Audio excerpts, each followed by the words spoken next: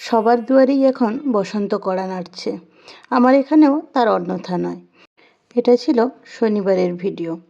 প্রথম যখন সকালে উঠি তখন দেখি পুরোটাই কুয়াশায় ঢাকা।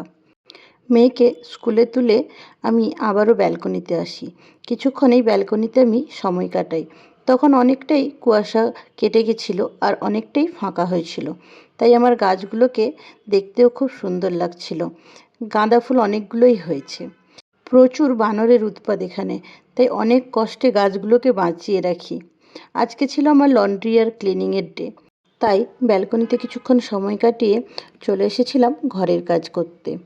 মেশিনটা চালিয়ে বেডশিটটা চেঞ্জ করে নিলাম।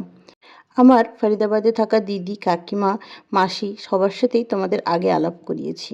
ওরা বিকেলবেলা আমার বাড়িতে আসবে, তাই একটু তাড়াই ছিল। সমস্ত কাজকর্ম তাড়াতাড়ি সেরে আমাকে রান্নাবান্নাটাও সেরে ফেলতে হবে তাড়াতাড়ি, যাতে ওরা এলে আমরা একটু বসে গল্প করতে পারি। শুক্রবার দিন রাতে গেছিলাম একটু গ্রসারি শপিং করতে।